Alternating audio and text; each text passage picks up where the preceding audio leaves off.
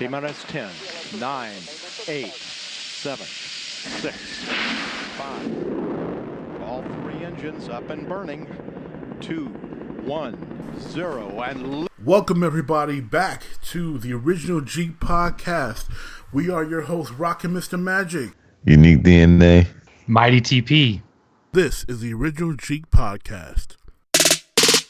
Gang. I don't see no competition in my face. What If we do, then we just move them out the way. I don't even need no money in my face. Hold on. Give me the money when I finish with the gang. What's good, everybody? The original Jeek podcast is live and in color here this summer night, bringing you another fresh pod for y'all to step to. We appreciate you being here, listening to us again. I am your host, Rockinmrmagic, flying solo tonight, but that doesn't mean we ain't got some good stuff here for you. So let's just kick it off. Tonight's episode here, we're going to cover a couple things around the world of gaming, in the NBA, this crazy summer madness going down with the offseason moves, the announcement of the new Doctor, the 13th Doctor, and a new show on Freeform got announced from Marvel. And then we got a new top 10 list, and we're going to talk a little bit more about a special box that got announced here as well.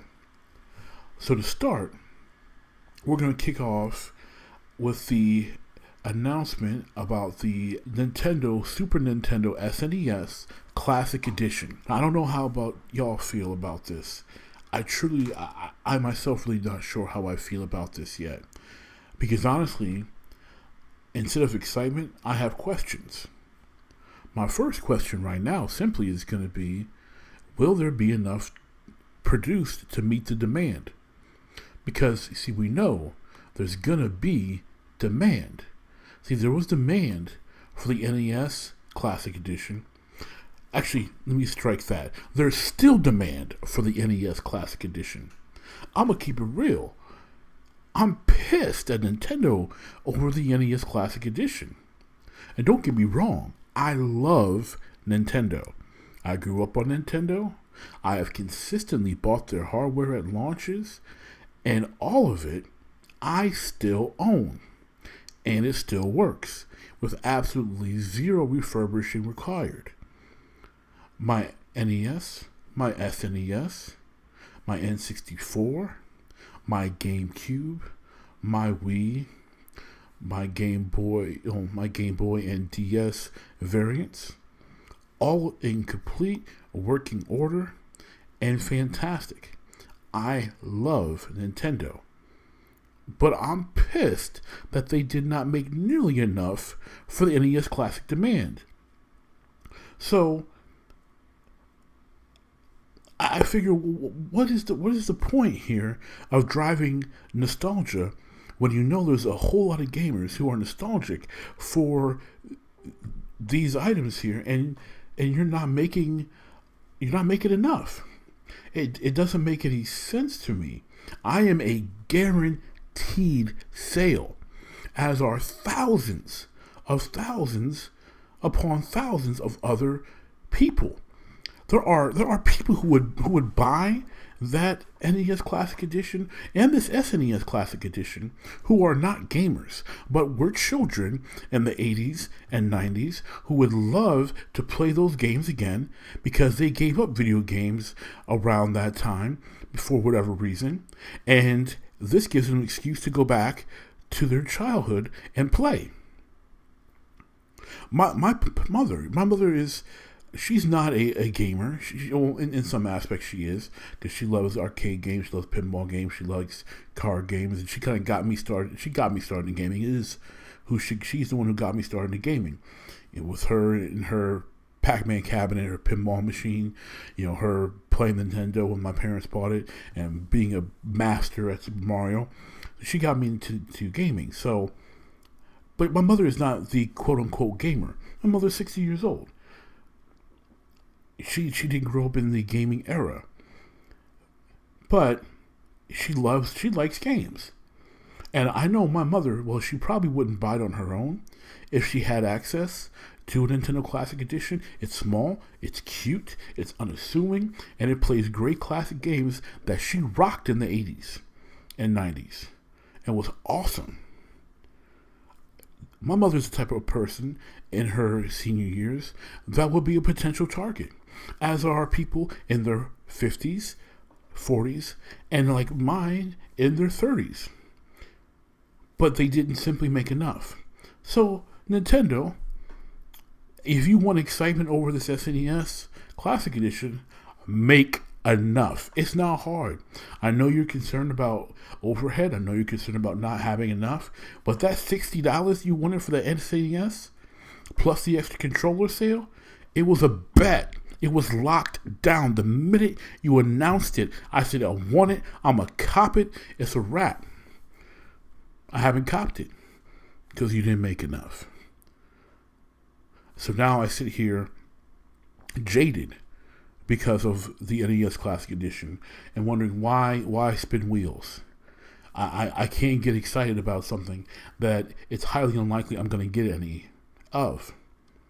I remember going to my local GameStop and I got there hours before the store even opened. And I was late compared to other people, but hey, I'm a grown man. I got responsibilities. I can't just go and camp out.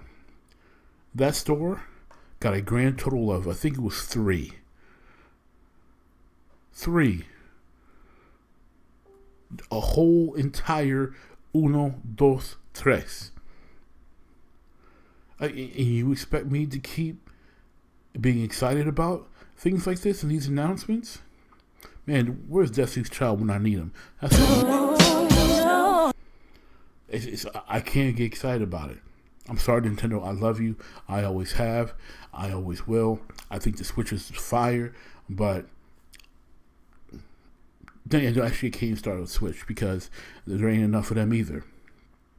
I don't know if they're just underestimating how many people are actually going to buy their products. You're Nintendo. Grow some balls.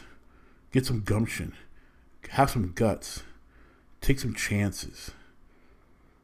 Factor, you know what? Maybe there are people who still want to buy our stuff. Because right now you're not acting like it. I want to be excited about the SNES Classic Edition. I want to plan to buy one. I can't because I have no idea if there's going to be nearly enough for me to have one. I was so hyped to get one of the NES Classic Edition so I could put it in my living room and let my little kids play with it, let my older kids play with it, and I wouldn't have to worry about my original Nintendo that's 30 years old getting touched and messed with, and I can keep it in its pristine condition, keep it in its working condition, and have my collector's piece while letting my children and my next generation experience the great classic old school games that I played as a kid. But no, I can't have that moment because Nintendo failed me. So now what you're telling me, Nintendo, is instead of buying your box, which is pretty much a small box, it's pretty much a Raspberry Pi with some emulators on it, now I need to go make my own to have that experience, is what you're telling me. You'd rather have me make my own experience and create my own experience than provide me with the experience with the outside cover that I crave for the nostalgia look. That is what you're telling me as a consumer. Go make your own, because we don't make enough. We don't care enough. We are too scared to. Whatever the reason is, we don't care enough to make enough products for you and your fellow people who still want to buy that product. We didn't make enough. We don't care enough. We're too scared. Whatever. So Nintendo, thanks for announcing the SNES Classic Edition. Who's excited for it? I don't know. But I'm sure they're not as excited as they would be, because they probably, just like me, doubt that they're going to be able to get one. Now, I'm not sure how much writing anybody who listens to Jeek Nation does, but me, Rockinmrmagic, I'm a bit of a writer. I like to write. I've been working on some screenplays for quite some time. But nevertheless, I'll get ideas I think are cool, and every once in a while, I'll write a treatment. Now, for those who don't know, a treatment is kind of like a glorified summary of a film or a synopsis for a show. So I was reading some of my comics, and I was like, The New Warriors would be a really cool comic. But the Defenders coming out on Netflix, it would be really cool to have the New Warriors, because the New Warriors were young, they were cool, they had some hipness to them, they had some similarities with some of their characters because their characters mirrored other popular characters in some ways, but they were still a very unique team, but they were young. That was the big thing. They were the New Warriors, they were young. So I was like, you know what, let me put this down, let me see how this looks. So I write a nice little treatment, synopsis, for a pilot episode. I work on this for an entire weekend. And I have to say, even though I'm not any great screenwriter, I think it was pretty good. So I'm hyped about this. Well, this is cool. Yeah, obviously, I have no connections at Marvel. I have no one I can say, hey, check out this treatment I wrote for the New Warriors. I think it'd be bomb.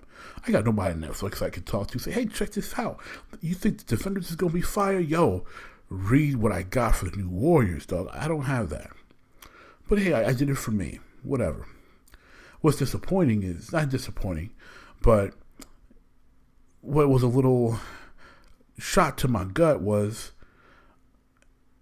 a couple days later, I'm looking on the internet and look, Freeform announced New Warriors series. I'm like, really? Really? A New Warriors series on Freeform. Okay.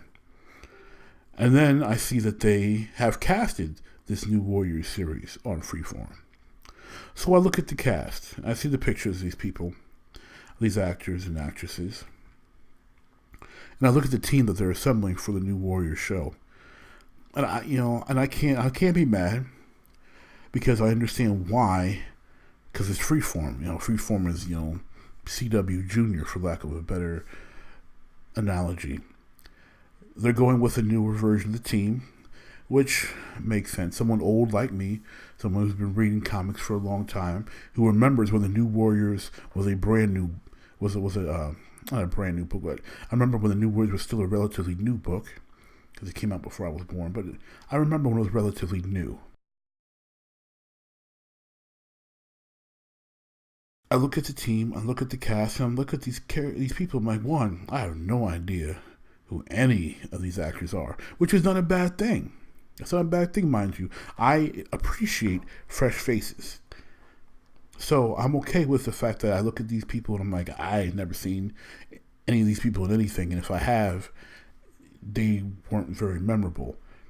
They were probably a small role here and there. So I took a look, and my favorite character of all the New Warriors is Night Thrasher. He's going to be played by Jeremy Tardy. If you are a fan of Dear White People, Jeremy Tardy starred in that series, and it's probably the most recent thing he's been in, and probably most defined role he's had. If you check out his IMDb, he's got an appearance here, an appearance in Castle, a couple appearances in the Mini Project, but not a whole lot on his resume on IMDb. So, Mr. Tardy, the relatively fresh face. What am I doing? Mr. Hardy is a relatively fresh face. And he is going to be, again, playing the leader, the one who forms the team, in Night Thrasher. Then we've got Matthew Moy playing Microbe. Matthew Moy, another relatively fresh face. He's a voice actor in Steven Universe. He had a pretty good recurring role in Two Broke Girls, according to his IMDb. Did some video game voice work for Skylanders. Had appearance here and there. And Kicking It had a small role in a show called Aim High I never even heard of. So he had an episode. He did an episode of Chuck, which I love Chuck. It's one of my favorite shows. I don't remember him in Chuck, but He was in that small recurring role in iCarly, recurring role in Scrubs. So he's been around a whole lot more than Mr. Tardy, but again, pretty much a relative unknown. Next, we've got Mr. Derek Thieler. I guess that's how you pronounce his name. Thieler, Theler, I don't know, Thieler. I don't know how to say his name. So if he ever hears this, Derek, I apologize for jacking up your name, but I have no idea how to pronounce that. He is going to be playing Mr. Immortal. I definitely think he's well cast in the fact that he's got the look, definitely. He's got that squarish jawline, look like he could be a Captain America Jr. type, that all-American boy type look to him. Mr. Immortal was that to the T, so definitely has the look there. Derek, again, kind of a relatively unknown. He had a recurring role on Baby Daddy, which is a show I never even heard of myself.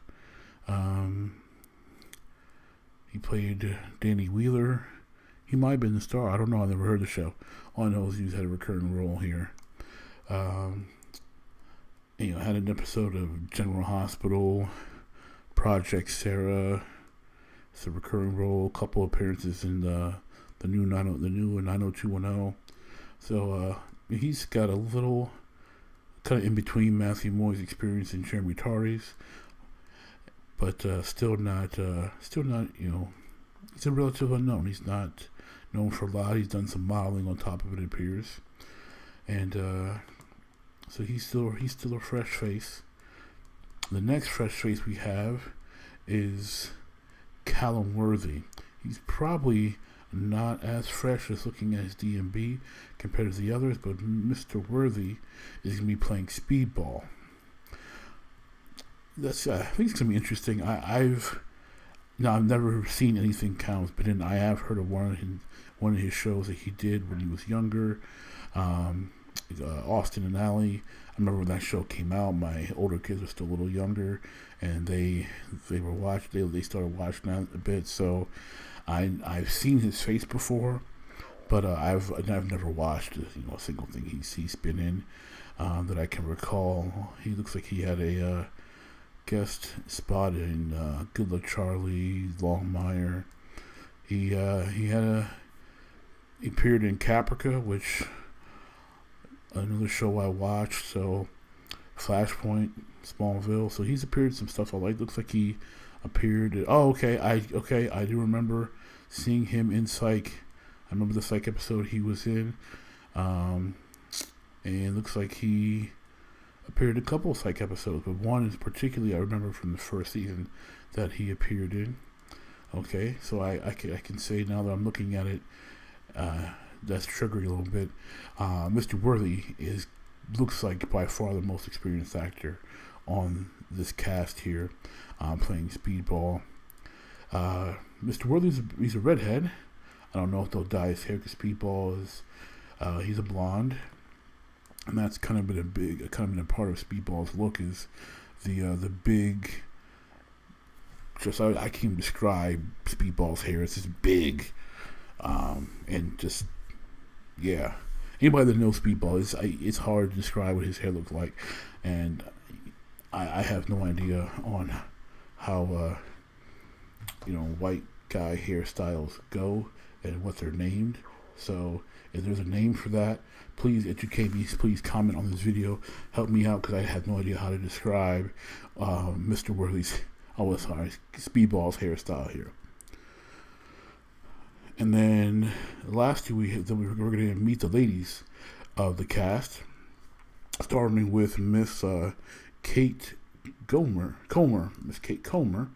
who is going to be playing the role of Debris. And Miss Comer, she's got also a pretty short IMDb list here. She's had some appearances in Veep recently, The Comeback, Small. She had appearance in Shameless, Criminal Minds, The Whitest Kids You Know, Dollhouse. So short, getting relatively fresh face. I just tell by looking at her, she looks like she's kind of well cast. One thing about Miss Comer I'm looking at is she seems a very chipper, smiley young woman, and I'm just trying to remember all the times I've seen Debris smile in the New Warriors current comics. I can't think of one. So seeing how Miss Comer can depict a relatively grumpy character, that's going to be interesting. Probably a test to her acting skill. And last is going to be Squirrel Girl, played by Milana Vayntrub, I guess is how you pronounce her name. Milana is Russian, so there may be some Russian pronunciation there that I just do not know. Milana is probably going to be the most recognized outside of Callum Worthy, because she has appeared as Sloane Sandberg and This Is Us, which that show almost made me cry. So I think she may be a little bit more of a recognizable face than the rest of these actors and actresses here. She also had some roles on Silicon Valley. Looks like she appeared in Californication a couple years ago. Looks like she was in the new Ghostbusters movie last year. So she's had some spots here that she could be recognized in. And of course, the surprisingly successful Out of Left Field series, This Is Us, which if you want to cry, male or female, This Is Us is definitely a show to watch if you're trying to get your feelings out. So this cast looks interesting. I'm not going to lie, it looks interesting. I'm excited because I think this cast is fresh, and they could definitely bring a lot of good things to the New Warriors as a series. I have no idea what tone the New Warrior series is going to take, because it's Freeform. I don't know what to expect. Again, I call Freeform the CW Junior, because that just tends to be the tone that they take. So I can't say that I'm expecting of anything on the Netflix level of quality of Daredevil, Luke Cage, or even Jessica Jones. Maybe the quality of an Iron Fist, because that was in many ways a hot mess, but Iron Fist even had its redeemable parts because the supporting cast in Iron Fist was pretty much excellent. It was just Finn Jones and his lack of martial arts skills, and the fact that he kept on talking about how he was so tough and he couldn't be beat, but he would get his butt kicked every episode. Aside from that, Iron Fist wasn't that bad. So I'm not sure where this is going to go. I'm really hoping that they let this crew, this cast, be very reminiscent of their Marvel comic counterparts. I would really hope to see that Mr. Tardy can be the black dude version of Batman. Pretty much is what essentially in a lot of ways Night Thrasher is. He's a rich kid who lost his parents and he's angry and wants to take out criminals. That's Night Thrasher in a nutshell. And Night Thrasher is also very cold and calculating. If you're old like me and you remember reading the very first episode of New Warriors, which I think would have been a great team to start with, because Richard Rider as Nova would have been on that team, and I think Derek Feller there could have been a great Richard Rider. I think he looks better as a potential Richard Rider as Nova than he does as Mr. Immortal. So I really would love to have seen the original team, Night Thrasher, Speedball, Nova, Firestar, also Namorita, and I know I'm missing somebody there in that original team. It'll come to me. I think I'm missing one more. Yeah, I'm probably, maybe I'm not, but yeah. But anyway, one thing about Night Thrasher that I just dug because it's very Batman-like. Is first thing he does to start forming this team was to take Richard Rider, who had lost his powers as Nova. He lost his super strength. He lost his flight. Took him up to pretty much kidnapped him. Took him to the top of a building on the roof and dropped him off the edge. And Rider fell and he panicked, and then powers kicked back in just like that. And happy he had his powers back, but enraged he got dropped off a building. He goes to Night Thrasher and he's like, "What's wrong with you? How did you know that there was still some of my power left in me?" And Night Thrasher's like, "I didn't. He was just testing him. He's hoping that, hey, maybe if I get this guy panicking and drop him off the building, maybe he'll fly."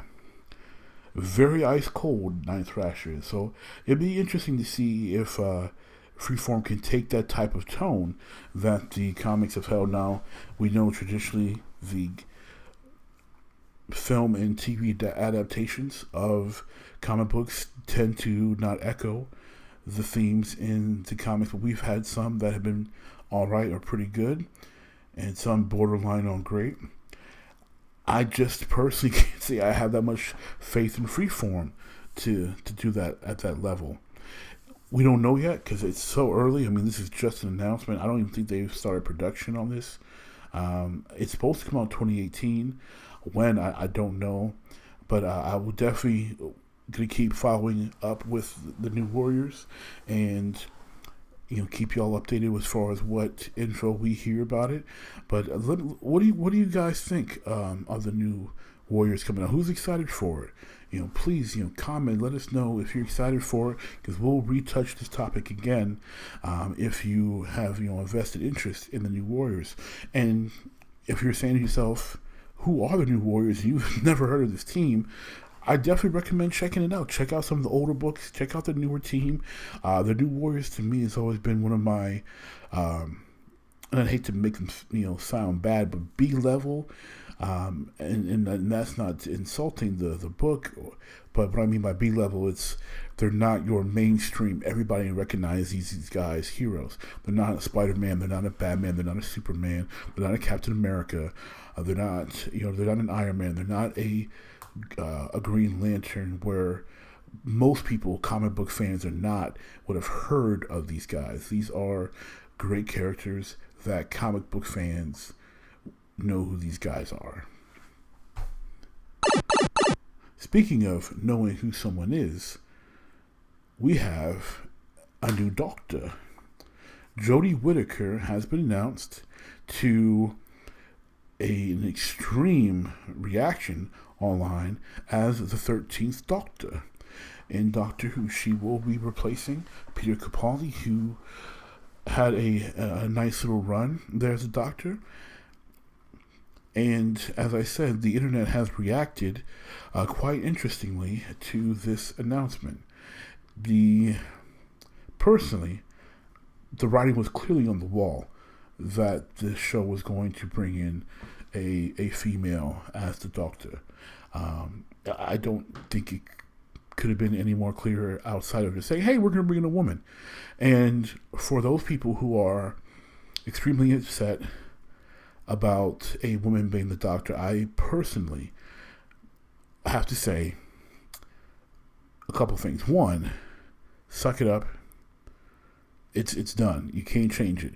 You're whining, complaining, comments, Facebook polls, all that stuff. That's not going to change a single thing. The executive producer, the writing staff, they're not going to change it because you don't like it. You can start a change.org petition, do all you want, unless this woman all of a sudden is discovered that she's an international drug dealer, she's a pimp, she's a murderer, she's a war criminal. Unless something drastic in her life goes completely awry, we discover she's got not just like a small skeleton in her closet, like she has a battlefield of skeletons in her closet. This isn't going anywhere. She's going to be the Doctor. Jodie Whittaker is the Doctor. That's just that. Now, Jodie Whittaker as an actress, personally, I love. I haven't seen her in a much, so I'm going to put that out there. I have not seen Jodie Whittaker in much. However, if you've watched Broadchurch, as I have, I loved Jodie Whittaker in Broadchurch. I think she's a fantastic young actress. I think she has a great range of emotion that she can express, especially in her role in Broadchurch, where she played, a mother who lost a son. I think that she just is phenomenal in her ability to convey emotion. I think she's great. I do have a concern, and that is simply the Doctor is very unique and a character. The Doctor has, and of course, if I should be saying yes, it's tough to break a habit that people have been calling the Doctor he, because it's always been a he for a 50-year span. So forgive me if I say he.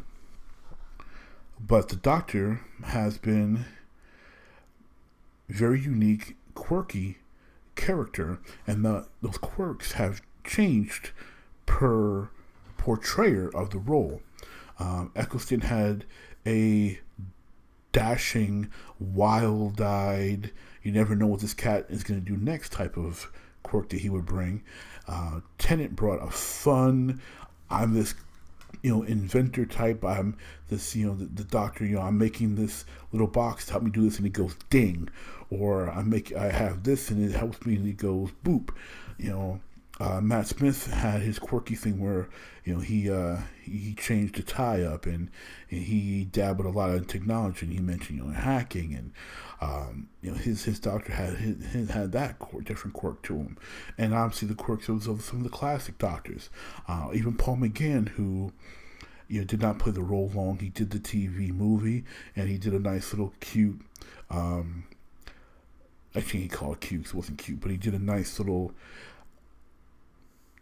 transition video for when they introduced John Hurt as the War Doctor, showing how he pretty much saw how he died and needed to regenerate again. And I think pickups to Paul McGann for doing that, I think it was phenomenal. It gave Who fans like myself a chance to really see him shine again, even for I think it was a 10-minute short. But especially after Paul's success as a supporting character in Luther, which I thought him and Idris Elba just had an amazing had this amazing chemistry as the two men fighting over the Zoe Luther character's affections there. I thought Paul was fantastic, and I was wishing, actually, watching Luther, like, wow, it'd been really great to see Paul do more of his time as a Doctor. So that short was just great. If you haven't seen that short, definitely check it out. I forget the name of it, and I apologize. I'll post the name of that short in the comments when this goes on YouTube. But I definitely have a concern just with Jodie's ability to bring her own unique quirk to her spin of the Doctor. And not that I doubt her acting abilities. I haven't seen her in anything that has shown me in a quirky side. I just haven't seen that from her. So, again, not doubting her ability, but could she bring her own unique spin of that quirk? It remains to be seen. I will give her this. On top of being a great actress, she already has experience with the new head writer and executive producer, Chris Chibnall. I don't know how to pronounce that. Chibnall is how it's spelled. So someone please, again, help me pronounce that name. But Chris actually created and wrote Broadchurch before coming to Doctor Who. So she and Chris have a relationship already. He's worked with her, she's worked with him, she knows his writing. And if you haven't seen Broadchurch, check it out. David Tennant, the 10th Doctor, stars in Broadchurch, and it is an excellent show. And I actually thought that Broadchurch co-star, not Jodie Whittaker, the other female Broadchurch co-star whose name, of course, now is escaping me when I do know her name. I'm ashamed of myself to say that I don't remember her name now. that I'm trying to remember it. But her name is Olivia Colman. I thought Olivia Colman was going to be a front runner to play the Doctor, but Jodie Whittaker came out of nowhere, and at least to me, Jodie Whittaker came out of nowhere to snag that role, and I think she's going to be amazing as the Doctor. But we'll see. I definitely think, compared to some of the other Doctors taking over, that Jodie has an advantage because of her relationship with Chris, and the fact that she also has worked with Tennant, and I'm sure she talked to Tennant either after accepting or before accepting, saying, "Hey, David, I'm really thinking about taking this role as the Doctor. What do you think? How, could I do it? Any advice?" And I'm pretty sure that she had that conversation with David, because it only makes sense to have that conversation with David Tennant, because he's probably the most popular of the restarting of the Doctor Who series. Since Krista Eccleston, since the Ninth Doctor, David Tennant is by far, in my opinion, with most people, the most popular of the newer Doctors. So it would make sense to consult with him, and I'm pretty sure he gave her some feedback and encouraged her, saying, "Yes, go for it. You have the chops for it. It makes sense. Go ahead, take the role, make it yours." So moving on here, let's talk. Talking about moving, I should say, because we're moving from one Doctor to the next. Let's talk about moving from one city to another. The wild, wild west that is the NBA offseason has been extremely wild, and just pretty much everybody saw the movie Gone West, because everybody but Gordon Hayward has gone west. There's so many moves we could talk about, but there's three really big moves still right now to this day that have happened, and we're still waiting on what's going to happen with Carmelo Anthony. I'm now hearing really strong consideration from the Blazers. Before, it was just little rumors, but apparently CJ McCollum and Damian Lillard are vying for the Blazers to make a move for Carmelo Anthony. I don't know how that's going to go. I think it'd probably be better than Houston, but Houston is still the front runner to my knowledge. And speaking of Houston, we have that Chris Paul to Houston deal. The more I think about this deal, which is kind of old news now, the less I like the deal for Houston. It just doesn't make any sense to me. As much as I love Chris Paul, and I think he's one of the top 10 point guards to ever play this game, basketball, and I mean that, I think he's actually a top 10 greatest of all time point guard. He's that good, and has been that good over the tenure of his career. I don't see Chris Paul and James Harden working on the court together unless James Harden is willing to change his game to fit how Chris Paul plays. I just can't see James, who was so ball dominant, controlling the ball so much for Houston, especially to use his craftiness to get to the cup, because James is consistently the top or one of the top free throw attempt takers in the league, because he controls the ball so much, and he uses his shiftiness and his savvy to draw fouls and get to the free throw line. That can happen if Chris Paul is dribbling the air out of the basketball. He's never been really James Harden. He's never been really a catch and shoot type of guy. Not that I don't think that James can do it. It just hasn't really been his game. And obviously, he put up these big time offensive numbers because of the fact that he's playing on the Mike D'Antoni system, and his numbers got that boost. And he had the ball in his hand. He was pretty much playing point guard. So you bring in a point guard, and you take James off of that, then how does that impact James offensively? Is he going to be able to play off the ball? I have trouble seeing that because of what he's done in Houston, even what he did in Oklahoma City, he was an entirely different player then, but he still is better in my opinion, offensively when he's controlling the ball. Now, obviously, I'm saying offensively because defensively, James Harden is non-existent. And that, I think, is also going to be a problem for someone like Chris Paul, who was never non-existent defensively. Even if Chris Paul is outmatched by someone he's defending, Chris Paul is playing hard-nosed, in-your-face, old-school style defense. Even when Steph Curry torched him all the time, and there was, 2.5, 3 years ago when Steph had all those highlights, and half those highlights of cross people over and making them fall and everything were on Chris Paul.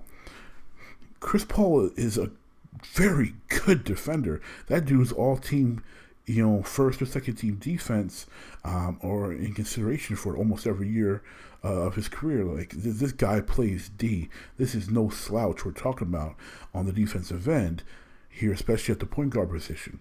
So you're bringing a guy who plays great defense. Now, he's not known for it as his primary forte like Patrick Beverley, who he was traded for, is. But Patrick Beverley also pretty much can't score unless he's like wide open. Not Rondo bad, but Patrick Beverley pretty much isn't scoring unless he's wide open. Where Chris Paul obviously can create his own shot. He can create for other people. He's a well-rounded, all-around player. I just don't see on paper how this works. I mean, it looks good if I'm playing 2K, but I just don't see the practical application of this. The only sense this makes to me is that Chris is going to be able to get his money.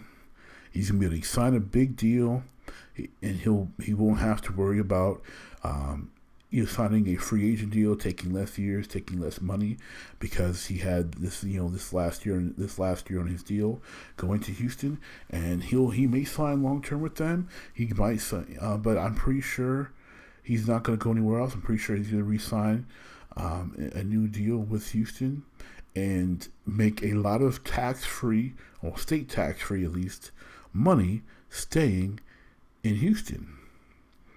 He's going to make a whole lot more money than he would had he stayed in LA. So for me, the Chris Paul to Houston deal makes sense for one person, Chris Paul. And that's not to make Chris Paul sound bad.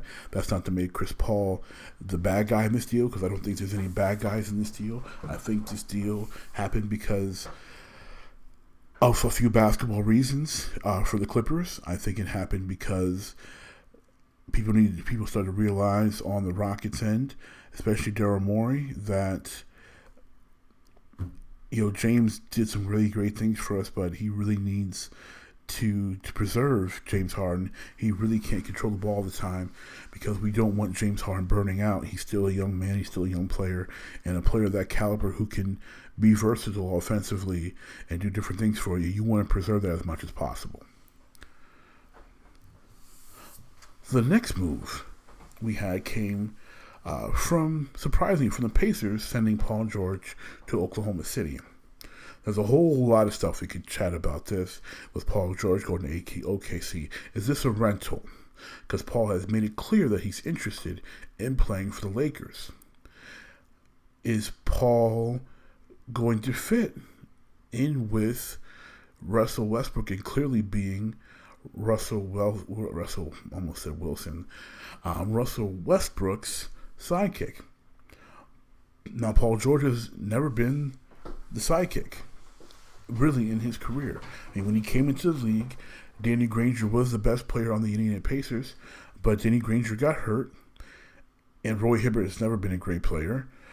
David West was a very good player, and Paul George was a young, athletic kid who took over. Their best player was playing his position in the end. Granger gets hurt, and I think Granger actually had that big first injury George's rookie year, and obviously Danny Granger was never the same player, which I feel bad for, because I thought Danny Granger was really a star on the rise. I thought he could have really had a really great career, but I digress. Paul George was the man in Indiana. Paul George almost got his team as far as Russell Westbrook did, without having the level of talent that Russell Westbrook was playing with. Playing with Kevin Durant, James Harden, Serge Ibaka, obviously playing against Miami in the finals. that same Miami Heat team that Paul George and his Indiana Pacers faced in the Eastern Conference Finals. And again, with less talent. I mean, George Hill isn't a bad player, but he's George Hill. Roy Hibbert. David West, a former All-Star, very good player, but he's no Kevin Durant. He's no James Harden. And who else was on that Indiana Pacers squad? Leah Stevenson. Good player. Not anywhere near the level of a Kevin Durant or James Harden. So, PG leading his team, being the number one fiddle, I don't know how he will be as the second banana. He's definitely phenomenally talented. I love the fact that he rebounded from that gruesome injury the way he has. He's still a top flight player. Probably, in the top 5 of small forwards in the game right now. And I definitely think he has potential to be a top 5 player, period, in the league. I think Paul George is that good. Can he be that good with Russell Westbrook? I say no. And not because of him. I say no because I don't think anybody outside of the upper echelon of talent can be that good alongside Russell Westbrook, because Russell Westbrook is about getting Russell Westbrooks. I don't dislike Russell Westbrook, but I believe that he is not going to be a winner in the NBA on the team level, simply because I don't think he has it in him to properly play with people. I don't think that he moves the ball enough. He's about getting the stats, and I don't see it working long term. The problem with Paul George is, I think for Paul, is just that what is going to happen with him, because as much as noise as he's made about the Lakers and wanting to be there, there's all this constant talk about LeBron James ending up with the Lakers. And you're going to have Paul George and LeBron James on the Lakers. They play the same position. Yes, LeBron could play the 4, but let's face it, we know LeBron is not a power forward. That's just not who he is. It's not what he does. He's gone to that role on occasion in certain situations, like he did in Miami. But Paul George has also done the same thing for Indiana, playing some power forward.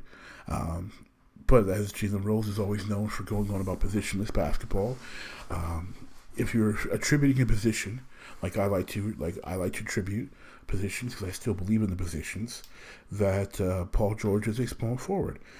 He's definitely not the typical power forward. The old school bruiser, the Charles Oakley, Michael Cage, Dennis Rodman, Rick Mahorn, type of AC Green. Even Charles Barkley as a scorer was a bruiser of a power forward. He's not. Paul George is not that. LeBron's not that. That's not how they play. They play like small forwards. They play like wing players, because that's what they are. They're wing players. Power forwards traditionally were on the block. Now you've got the newer power forwards, the Dirk Nowitzkis, who are constantly on the outside, shooting more than doing the dirty work. I just think that on an 82-game schedule, that Paul George or LeBron James is not best suited for playing power forward.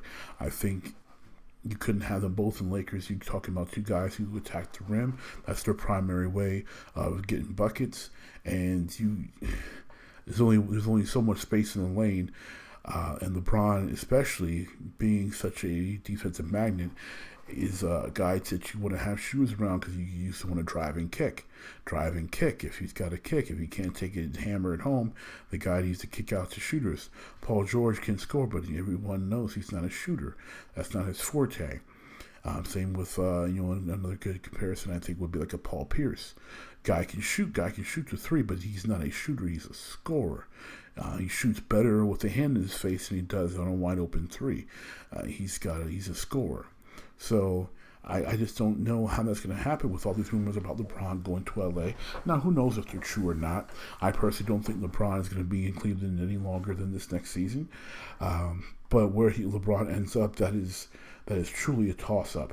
LeBron could end up in New York for all we know, especially when Phil Jackson is gone, and the mess that is the New York Knicks could possibly have a chance to get cleaned up, especially if they would do what I think they should do and bring in former Nick Martin Jackson as their president of basketball operations. But James Dolan is not a smart person, at least when it comes to running his basketball team, so it's highly doubtful that we'll see that. And lastly, talking about moves, we have to talk about the one guy that moved east, because unlike, Paul Millsap and, unlike everybody else, pretty much, except for LeBron, who wasn't a free agent anyway, he stayed put. Gordon Hayward decided to go east to Boston. I'm sorry, I said Gordon Hayward went east to Boston like it means something. Look, I like Gordon Hayward. I do. I really do. I thought coming out of Butler, he had a potential to be a good NBA player. I thought he could be better than what some people were touting up to be, as just, here comes another guy who can just shoot. He's going to be he's going to be like a Steve Novak guy. He's going to come in, he's going to shoot, and he's going to be, I shouldn't say Steve Novak, I shouldn't disrespect Gordon that way. More like a Kyle Korver type. The guy's there, the guy can really shoot. He can't do much else. He can do a little bit here and there. Every once in a while he'll surprise you and drive, but the guys that come in and shoot, and that's it.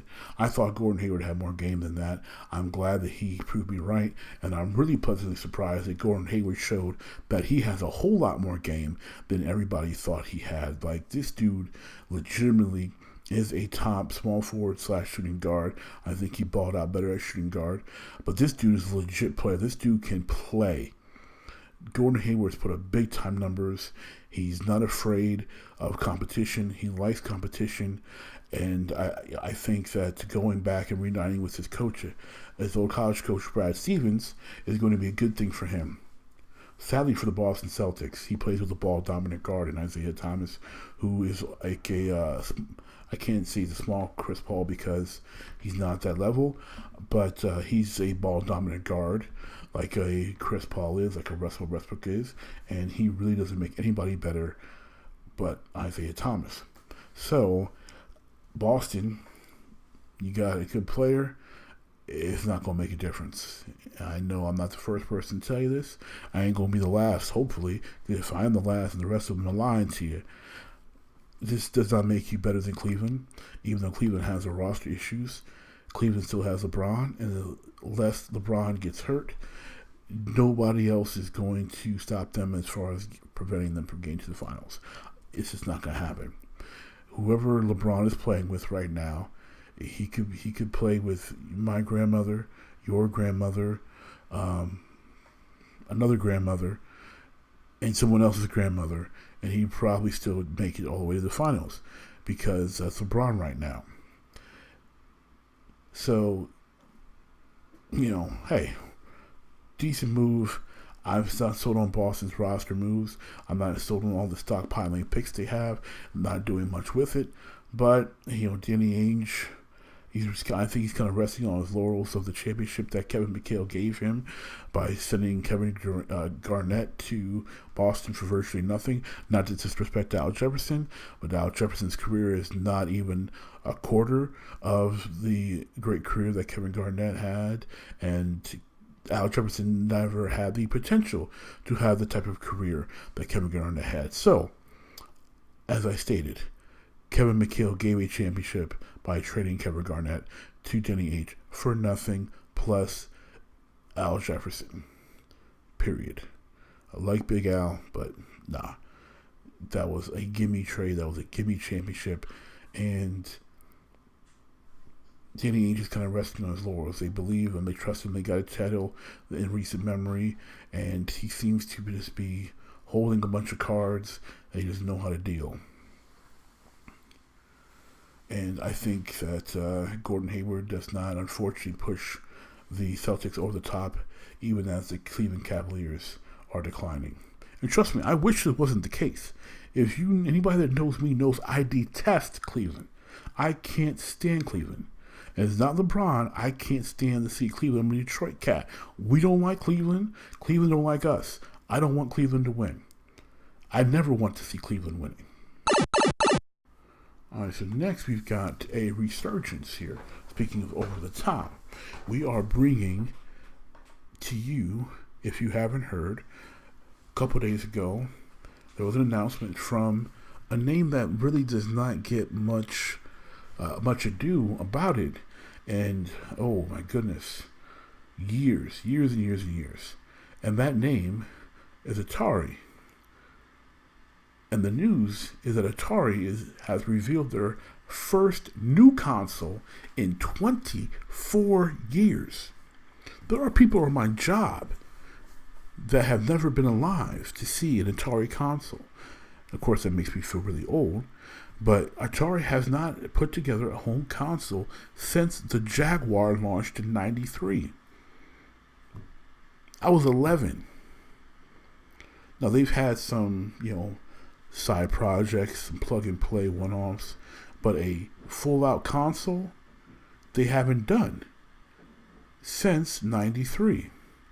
But now, Atari getting back in the game with a brand new console they are calling Ataribox.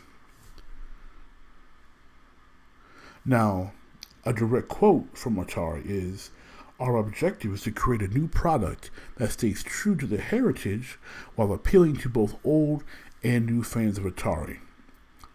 Inspired by classic Atari design elements, such as the iconic use of wood, ribbed lines, and raised back, we are creating a smooth design with ribs that flow seamlessly all around the body of the product.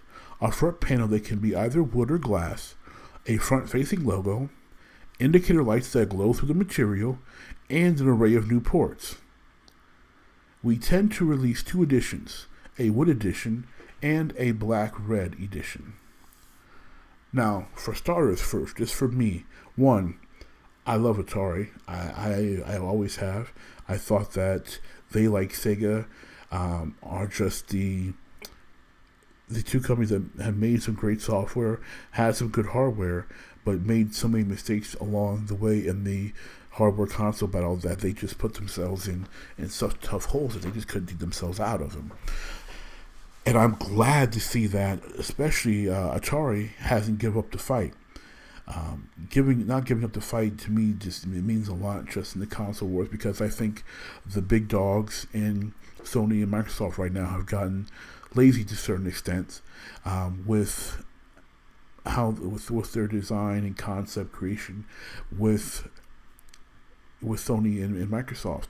And I think Atari making noise with having their own box because of their name and their longevity. I mean, they've been in the game a whole lot longer than Sony or Microsoft have. They've been in the game as long as Nintendo has. So them putting it in a box that looks as amazing as this looks. Like, if you haven't seen the picture, this box looks great. It has the wood in the front, I think, is amazing.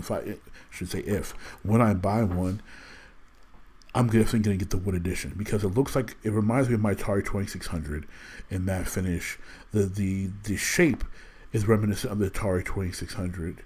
If you are familiar with the design of the Atari 2600, you would kind of imagine that this kind of looks like in design, the form of the body looks kind of like the Steam box that was released not too long ago. So this thing looks great. The ribbed lines, I've always loved those. It looks very sleek. It's a fantastic, beautiful looking box. Kudos to the Atari design team. It's fantastic, and it's got that that 80s look that an old guy like me would say, "Yo, this is just sexy. This looks gorgeous." So my other concern is going to be gaming content. Are we talking about strictly classic gaming content? Are we talking about current gaming content? Well, according to Atari, in their newsletter, they stated that they are going to be delivering classic gaming content and they will be delivering current gaming content. So this isn't going to be one of those, plug and play joints that you see at Walmart or Target or Best Buy or something like that. They apparently sounds like they are going to go somewhere between that and a current gen system. That's what I gleaned from these comments here. So we're talking about, having some, retro, maybe some ports to allow you to, play some classic games like, Pac-Man and Miss Pac-Man, Battle Tanks, Galaga, Defender, Solaris, stuff like that. However, they also did specifically mention, again, current gaming content. They also mentioned having modern internal specs. So there's a lot of things that could go through there. We could be talking about games like more mobile, like some of the modern mobile titles. We could be talking about some, depending upon the software operating system that they choose to use, having either their own, maybe using an Android like we see in some other systems. That would open up the possibilities to a whole lot more. Games like, maybe some of the Angry Bird franchise, Breakout, Roller Coaster Tycoons. We could definitely see some EA Sims options in there too with that type of technology, the type of hardware. So there could be some really great potential here. One thing that we don't know for sure is we don't know how powerful it's going to be. Everybody made a lot of noise, and when Microsoft talked about I'm still calling it Scorpio. I'm refusing to call the Xbox One X or something just plain stupid like that. I have no idea what that even supposed to mean, but I'm still calling it Scorpio. People were raving about Scorpio and the 6 teraflops and all the hardware specs, which, not knocking it, amazing. 6 teraflops? Are you kidding me? That is fantastic. I'm digging that. We don't know what Atari is going to bring to the table in this aspect. I would think that they're probably not going to go all hardcore, to go into the super hardcore, full of super tech specs box. And I think to do so will be foolhardy. I think it would cost too much money, and it wouldn't make sense when they haven't dropped a console in 24 years. And what they need to do right now is get their brand back in front of people's faces if they're seriously going to think about contending in the console market again. In my personal opinion, this needs to be a in-between. This needs to be more than a plug-and-play, yet less than a current-gen competitor. But what it needs to be more than anything, first and foremost, it needs to be fun. And it needs to be fun for 35 to 55, and it needs to be fun for 18 to 34. Because if you can do that, you are expanding multi-generations, and you are reaching a whole spectrum of gamers that Sony and Microsoft are strictly struggling to do. Nintendo has had some very success doing that with the Wii, but the Wii U's failure, and the Switch hasn't been out long enough to really clarify whether it can do that as well, as the Wii did as far as the generational gaps. The Atari has the name, the classic look and feel to bring in your 70s and 80s babies, and then also your 90s and 2000s babies with something that's really, really cool. So it was probably going to be one of the questions I ask in a poll here, either on Twitter or on Facebook. It's going to be, are you excited about the Atari box? Have you even heard about it? And have you even heard of Atari if you're not even old enough? But from what I've shared with you, last would be, are you interested in purchasing it? Obviously, my assumption is at a reasonable price, because if we're talking a $300 machine, $400 machine, then clearly it better be a current gen competitor. You ain't getting my money. This is not going to happen. So, obviously, reasonably priced for the projection I recommend, will say $150. $150.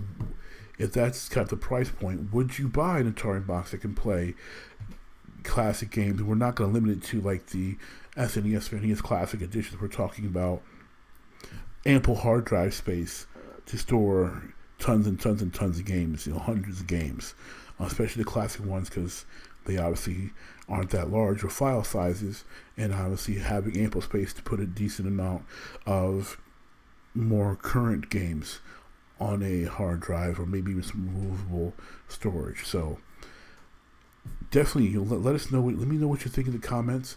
Please, I will definitely put out a poll here asking about your excitement level for the Atari box, and we would love to hear back from you. We'd love to get your feedback. So as we draw to a close here, this is, our Tuesday night show, and we have another top 10 list for you. Because it's summertime, we have a top 10 list of the Jeek Nation top 10 summertime jams. This list is in not any particular order, and if you're not old, I have to apologize. You may not have heard some of these songs, at least immediately recognizable. Some of these songs may not be, but trust me, all these songs are fire, especially when it comes to the subject of summer. Number one, and again, not in particular order, but this is the number one song I'm sharing here. One of my personal favorites by the Sugar Hill Gang, Hot Hot Summer Day. If you don't know this jam, look it up. YouTube it, Spotify it, whatever you gotta do. But Hot Hot Summer Day, just rock out to that jam, and you, especially on a really hot day, like it's perfect for those hot summer days. You can really you can feel the vibe behind the whole song, and especially on those hot days where it's almost so hot it's unbearable. Pop that track, pump it, and jump into a pool, and you'll feel cooler. Number two, School's Out by Alice Cooper. Now, I've never been big into Alice Cooper. I'm not going to front, but this song is iconic. This is an iconic School's Out song that just let everybody know, hey, it's summertime. Summertime is officially here. School's out for summer, and I don't care who you are, where you lived, you heard this song back in the day, and this song got you so hyped for summertime to go out, run around, and do your thing. This song is fantastic. Number three, Nat King Cole's Those Lazy, Hazy, Crazy Days of Summer.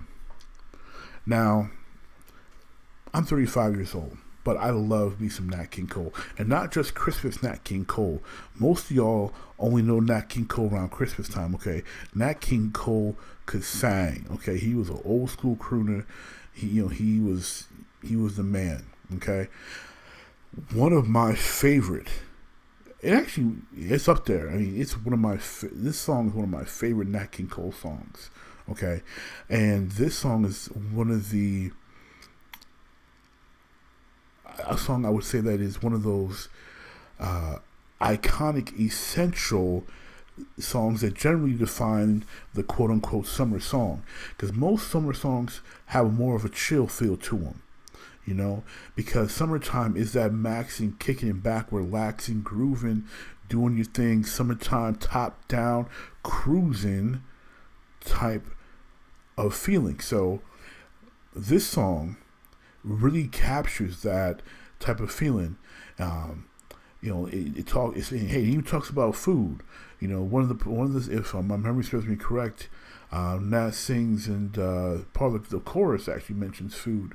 The days of soda and pretzels and beer.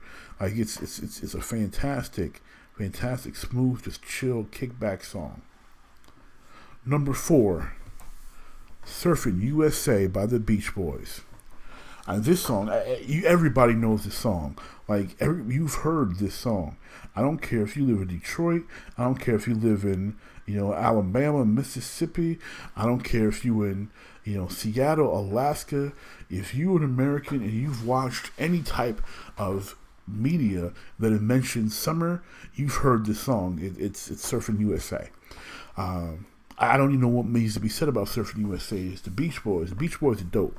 All right, if you don't know, you need to know the Beach Boys are dope. And Surfing USA is just one of the most iconic summertime songs, period. So if you ain't jamming to Surfing USA this summer, you're missing out, homie. Number five, Saturday in the Park by Chicago. Now, I'm not a Chicago fan. I'm not a big classic rock fan, so I'm not even going to front. However, Saturday in the Park is a beautiful, smooth, another chilling, mellow style summer song, and it's pretty much just about a Saturday in the park. And describing what happens when they go into this park on a Saturday, what they see. And it is great. It really puts you in a great summertime mood. This is a great picnic song, like where you've got people over and the kids are off running and the adults are sitting having a conversation and having Saturday in the Park playing in the background. That's what type of smooth jam this is. If you haven't listened to it, Spotify that joint. I'm telling you right now, you'll enjoy it. Number 6, one of my personal favorites, Summertime, DJ Jazzy Jeff and the Fresh Prince. Another smooth, mellow jam. Will Smith and Jazz, man, they do what they were doing with this one, and this is your hood summertime anthem right now. Then and now, this is just it's iconic. I think almost everyone's heard this song. It's never has lost its appeal or luster. It is just a great kickback. And again, this is another great picnic song where you're just chilling and the song comes on and you're just feeling it. Yeah, it's a fantastic track. Number 7, Wipeout by the Safaris. Now, this is dating me, obviously, because I remember as a kid hearing Wipeout in all types of media. Now, Wipeout over the years has gone away a bit, and if a young person has heard it, it's probably more of part of like a gag because someone fell because of the song going Wipeout. But Wipeout as a whole song, one, I think is undervalued, especially for today, because it has some super fly guitar riffs that you don't hear in music anymore. So Wipeout, definitely, if you haven't heard it, check it out. Again, Spotify that, Wipeout by the Safaris.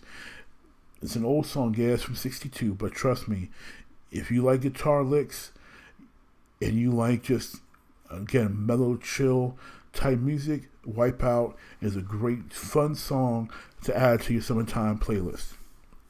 Number 8, we're going a little modern here with your boy JT, Justin Timberlake, and Summer Love. Now, I am not a big Justin Timberlake fan. I always acknowledge his talent, but I've just never been a big quote-unquote fan. He's had some tracks that I've liked, and for the most part, I've just been blase about his albums just because I'm just not feeling them. Summer Love is one of the tracks that I just love. Like, this is a summertime banger, and for lack of a better term, because I hear this song and I immediately just start dancing because it is one of my summertime jams. Like, I love this song right here. It is, to me, the moment it came out, it jumped straight up into my top 10 summertime songs. It is by far a modern summertime classic. Number 9, California Girls by the Beach Boys. Yes, the Beach Boys make 2 appearances on this top 10 summertime jams list. But California Girls, man, come on. California Girls is a great track. Chris Tucker said it best in Rush Hour 2. Beach Boys is dope. And I know I said it earlier, but man, the Beach Boys are dope. Him and Jackie Chan singing California Girls, it made me laugh and chuckle. But that's how I sound singing California Girls, because California Girls is the jam. The Beach Boys have so many really cool songs, and California Girls is just another one. I mean, there are arguably 3 or 4 other Beach Boys songs that you could contend that could make this list, okay? The Beach Boys like almost epitomize summertime songs, but California Girls for sure belongs in this list. There's no way I could keep it out. I try to avoid having repeat offenders in my list, but there's no way I could keep out California Girls and Surfing USA out of this list. It just wasn't going to happen. And number 10, This song is more of it's not. It doesn't really. It doesn't. This song is unique because it doesn't mention summer in this list, where all the other ones really mention clearly summertime. This song was released in the summer, and it makes a lot of sense, and you hear it a lot. And this one's more of a club type, hype beat. But Nelly's Hot in Here, clearly a summertime classic. You especially when it gets hot, and you're indoors, you're in the club, you're doing these things, and the first person thinks somebody gonna say, "Man, it's getting hot in here," and you gonna hear somebody who thinks they funny say the following lines.